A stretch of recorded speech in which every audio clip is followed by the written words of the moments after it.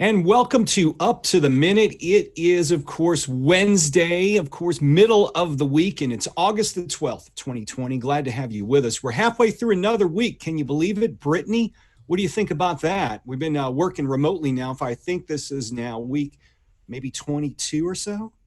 You know what, considering that tomorrow is the 13th and our last day in the office was March 13th, we're actually about 5 months out working remotely, which is crazy to say. But another day, another dollar, another up to the minute. So thank you everyone for joining us this morning live on Up to the Minute. We do appreciate you being here. Take time to like us on Facebook, Twitter, and Instagram. And don't forget to head over to our YouTube channel. Click subscribe and the notification bell so you can be the first to find out the latest updates and uploads from HCCTV. And last but not least, please share this podcast. We would love to grow our audience, and your help is greatly appreciated. That's right. Share the podcast. We're asking you to do so to get this word out there. We've got your HCC news and information for the next half hour or so.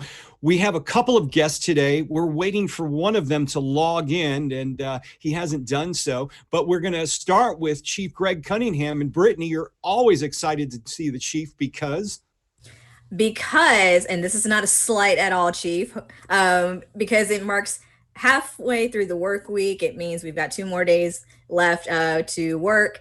And I like consistency. I like that you're always on Wednesdays. And I like to talk to you and hear from you. Well, at the end of the day, there's always been a rule. Get yourself associated with something that has meaning, right? And if hump day is my day, I'll own it all day long. I'm good.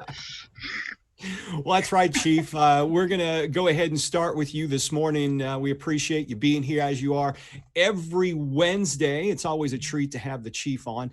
Chief, before we get started with some questions for you, I got some random questions we have asked people throughout this shutdown and some things I'm going to pose at you as well. Okay, these are a couple of fun questions, a little off the cuff, but I'm going to start with these. Number one, since we've been in lockdown, what is your favorite show to binge watch and stream? It's really interesting. There's 2 of them that I've been kind of paying attention to, and I picked up one last night. It was about folks competing to be given a house in Alaska. I'm not sure what it's called, but it was like 4 or 5 couples out there, and there was this older couple that built this gorgeous home in the middle of nowhere, and apparently they're going to give it away. So I was up till about 1 o'clock in the morning with that one last night, as a matter of fact. Well, we have a couple around here, but we'll get to those later. Next question I'm going to ask you. A lot of folks are ordering takeout these days. What's your go-to takeout during the quarantine lockdown? So I've been lucky enough to be able to get out and go to work. So I've been able to drop into a couple of restaurants around town, but still my favorite takeout, best food, best value I can find is Alice Blue on 19th Street. Absolutely awesome food, and they're just rock solid over and over. Awesome. Well, let's get on with some of the subjects we've been talking about. You know, we've seen a lot of incredible and just astonishing things happen across the country over the past several months. And there has been a movement across the country, which you and I have talked about the defunding of police departments. Now more on police with some happenings up in Trenton, New Jersey. You may want to tell us a little bit about that. Well, what's starting to happen, and I think the comment is the Northeast is really where this started, right? The New York, New Jersey area. And some of the defunding and some of the diverting of responsibilities for police have now resulted in some really pretty dismal crime statistics beginning to occur. And I'm finding it's kind of interesting. They're now calling for more police to be deployed, especially into these high crime areas. It's an interesting push-pull scenario, right? And finding the right solution has got to be there. And Chief, you know, there's a lot of unrest across the country. A lot of people are nervous, and I guess it should be of no surprise that sale of handguns and protected, guns for protection are really going up across the country. Well, so again, we refer back some of the touch points are New York City, right? So everybody knows New York and Chicago are probably the 2 hardest places to own a gun on the planet. And it turns out that in the last this year they've had over 52,000 applications for handguns or for guns. Excuse me. For guns in general. And it turns out that breaks down to 31,000 people are buying long guns or rifles. Wow. And 11,000 are buying handguns. So what's beginning to happen, I think, is that middle America, that group of humans that really is kind of up for on voting day, some of the things that are going on are beginning to scare people. And fear is never, never, never good. I think, we had talked early on, Todd, that we're going to need to be some really hard conversations between the community and police and elected officials. And what I'm seeing is continued anger and fear, and I'm not hearing those hard conversations happening. In fact, to the point that the chief of police out in Seattle resigned yesterday. Right. And what drove her to that was without conversation with the police chief, a budget cut was handed down to her. Now, bear in mind, the budget cut was pretty small on this pass, but in giving it to her, they said that this was the first of many. And the interesting part about it, it was driven to lay off 100 police officers, and they told her how to lay them off, right? So they did a reverse seniority thing. This results in all of that recruiting that we've been doing to try to bring people of color into police work. Those are going to be the first ones let go. And she saw that as a problem. And the lady has a great reputation and terrific credibility. And she stood up and said, "I'm sorry, I can't do this." It's certainly troubling times when you see these things happening across the nation. I guess we're just going to have to see how things transpire, at least for the next few months. Chief, let's talk about some business at HCC. We're looking at possibly returning. Right now, the date is October 5th, at least in person. The first several weeks will be online with delivering instruction. But there are some things that people need to get physically to HCC, whether it's documents or, financial aid documents, registration documents. And I understand there's been a procedure set up in place to assist that policy. Well, so you're spot on. And what's ended up happening is in order to enhance and make it easier for folks to register, for example, I don't own a scanner. So if you asked me to scan a document, I couldn't do that very well, right? So our students are facing that same problem. So this document drop-off has kind of become a major need, right? So the college needs to have certain documents from you when you want to register, or when you want to get credit for other courses you may have taken. So what they've done is they've set up these drop locations, and there's 3 of them right now, but significantly more coming down the road. So the first 3 are on the Sky Bridge at 3100 Main, right? So if you come up into the parking garage to the 3rd floor of the parking garage, you'll see a button in the elevator that says Sky Bridge, go there. And there's going to be a person from 10 in the morning till 2 in the afternoon, I think. Yeah, 10 till 2, Monday through Thursday, that from student services and financial aid that are going to be able to accept your documents, make sure that everything is good, and take them from you at that location. If you already know your stuff's good and you just want to drop it off and get it in our hands, there's 2 other locations right now, and we are planning to open up significantly more, so keep watching. But our 2 locations now are at the Southeast College, at the Learning Hub. There is a box there that used to be the library book drop-off box. We're going to use that for this paperwork for right now. We're going to put signs on it so you can find it and you can see it. And then the other one is at Central College, the Learning Hub. Basically the same scenario. It was the library drop-off, and we're converting it over until we can get some alternative boxes out there. And if anyone has any questions about getting your documents to HCC, you can always go to our virtual lobby at hccs.edu/virtual lobby. You can log in. They'll answer your questions. As the chief mentioned, there's some locations where you can drop off those documents and get them to the appropriate people, because we want folks to be in there and to be able to register on time for August the 24th. Chief, on the campuses right now, I understand we have a few of our students from the spring who are finishing up their coursework so they could finally put the spring behind them. Yeah, absolutely. So we started bringing those folks back a couple of weeks ago. And quite honestly, it's been a great opportunity for us to kind of practice our protocols on getting people safely into the schools.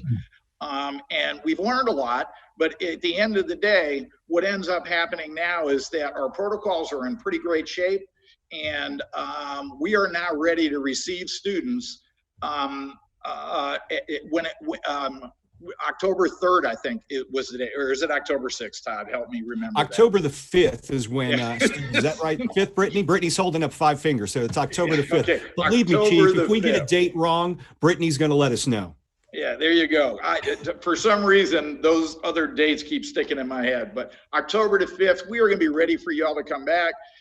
We've got great cleaning protocols in place to make sure everybody is safe. You will have to do the CDC thing, right? You're going to have to wear a face covering, and we're going to take temperatures and make sure everybody's safe before they come. But we are ready to go, and we are looking forward to seeing everybody. It's been too long. It certainly has, and we're looking forward to getting our students back in there. I know we'll be starting online to keep everybody safe for the first 6 weeks, but October the 5th, that's the date right now that we're hoping to have classes, at least in some small shape and form, back on the campuses for those who've opted into those classes. Chief, it's always great to visit with you every Wednesday. We look forward to seeing you again next week. Guys, thank you so much for your time, and you all be safe and have some fun today if you can pull it off, okay? We'll do our best. Thanks, Chief. We'll talk to you soon. Take care. Brittany, let's go over a few of our announcements because we always have time for those during the show. HCC Talent Engagement's having a lunch and learn, and that's happening at 11:30 today.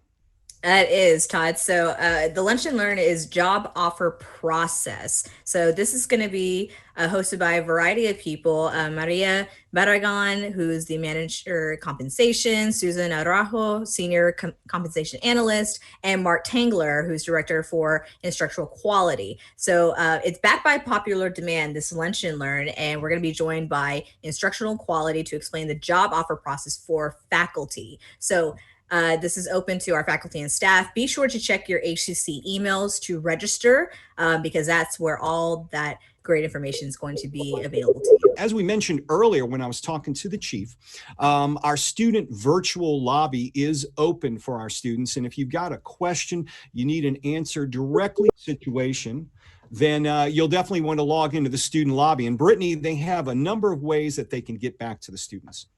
Definitely. So through the virtual lobby, you can reach all of our student services through live virtual support. So this is a new feature that they just launched about a week or so ago through Zoom. So you can request an appointment to meet through Zoom. You can also put in a callback request to speak to someone on the phone. And you can also put in a request to be contacted via email. No appointment is necessary, and there are extended hours available to support each and every one of our students. I will put it a little disclaimer because we're right into heavy registration period.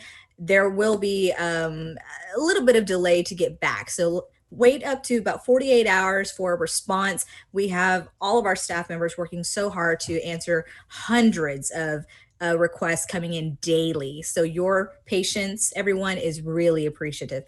So Monday through Thursday, you can contact this student services virtual lobby from 8 a.m. to 8 p.m., Friday from 8 a.m. to 5 p.m., and Saturdays 9 a.m. to 1 p.m. Head over to hccs.edu/virtual lobby to check out what we have to offer. We're going to see if we can get Dr. Bryant in. Dr. Bryant, can you hear me? I can hear you. Can you hear me? I sure can. We've got success. Thanks for being here. It's always good to see you on the show. I know we want to thank you, and I know Willie, your wife, has been in the background helping out a lot. We want to thank her as well for helping you get on the air this morning. Thank you. So I wanted to ask you right off the top, being at HCC for 45 years, if someone asks you, what's the main thing that's changed over the last 45 years, what would be the first thing you would say? We used to have camaraderie. We used to have picnics. We used to see each other more often.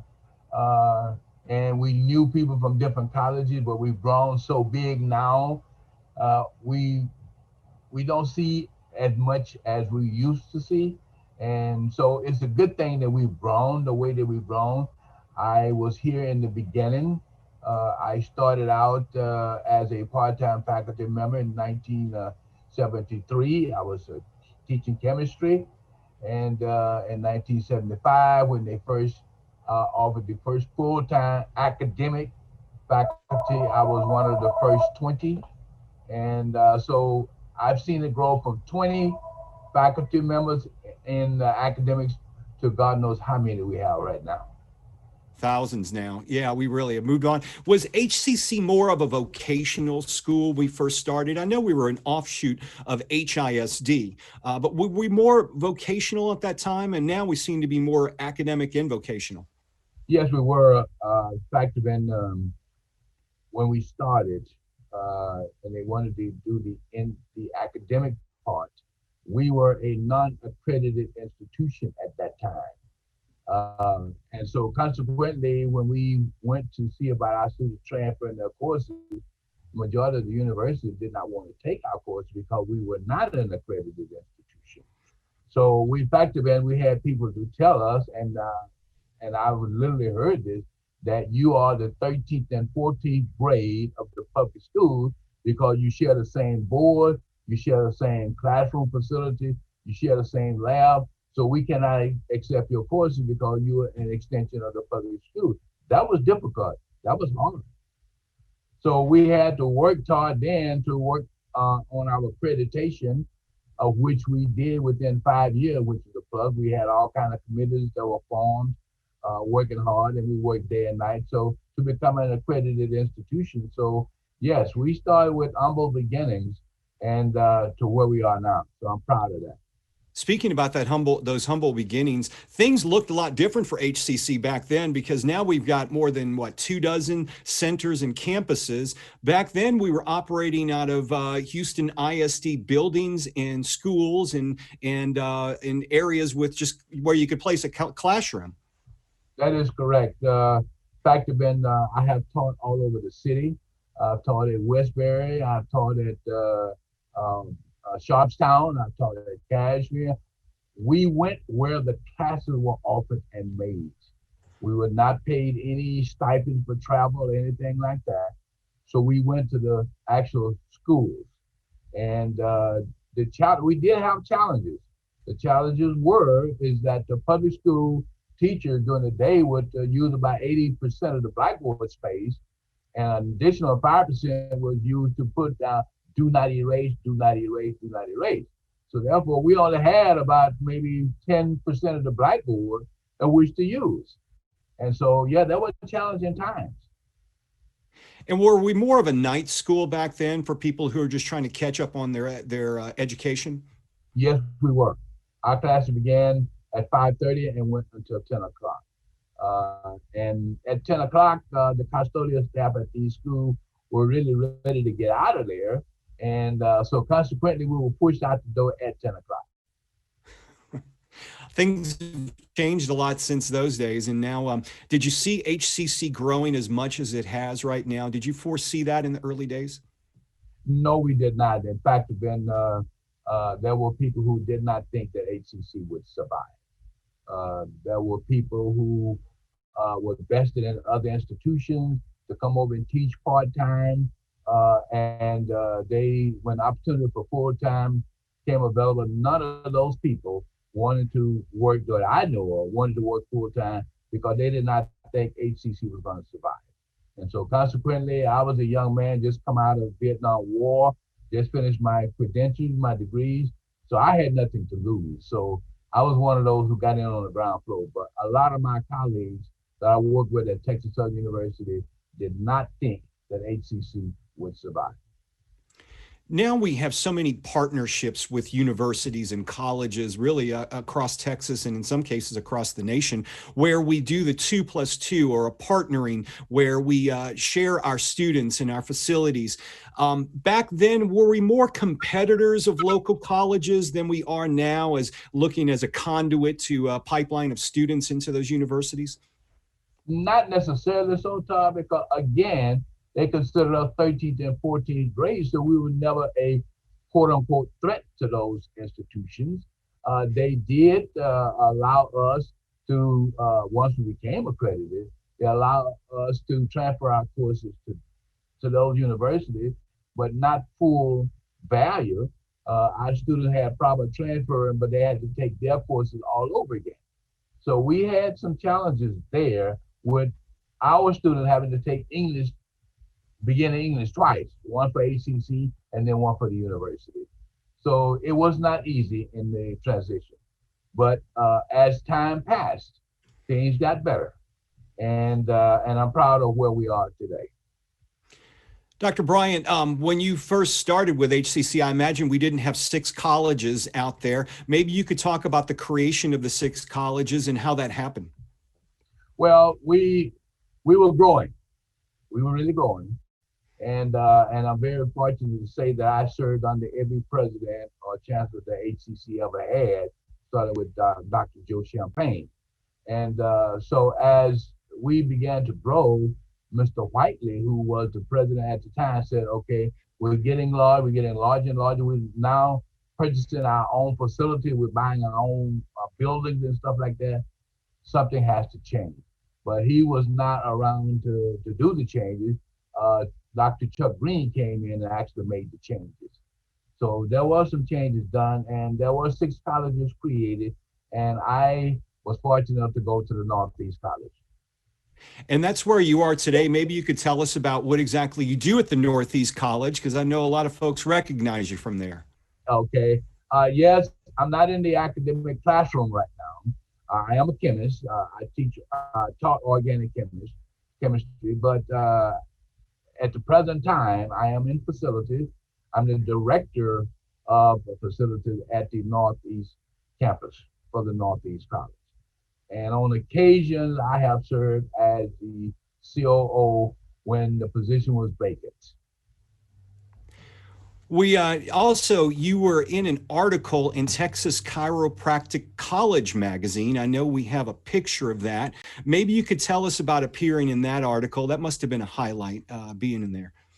Yeah, I'm very fortunate. I was the first Black person to serve on the board of directors of the Texas Chiropractic College. I'm proud of that. What happened, there was a new president who came in who was looking at to expand the chiropractic college. So they came to HCC looking for the help. I was on the ground floor of that. I wrote the proposal and it was accepted. And for a while, we bloomed. We had people coming from Hawaii and everywhere else seeking information about the transfer from HCC to TCC. So yes, I'm very proud of the fact that I was the first. I served 2 terms on that board, but I was the first Black member of the Texas Chiropractic Board of Directors. If you could look back over the last 45 years and somebody asked you, what do you find the most rewarding? One thing, what would it be? Well, I love the classroom. I miss the classroom. And so consequently, just so many wonderful things. I can't point at any one, but for 45 years, I have loved working for the Houston Community College. Someone asked me, would you do it again? Yes, I would. Dr. Abe Bryant, we appreciate you being here on the show and sharing some of your experiences over the last 45 years. Congratulations for being here. Thank you. Appreciate you having me. Thank you. Thanks a lot. And tell Willie we said hello and we enjoy having her at HCCTV. I will do just that. Thank you all. All right.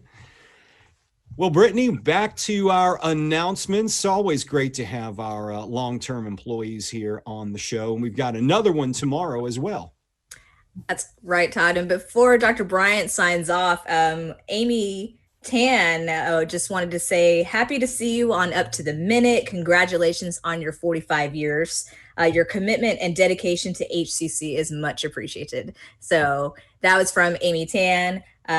We were the college without walls, she says. So she is obviously a big fan of Dr. Bryant, as well as many, many others. So great to have him on the show.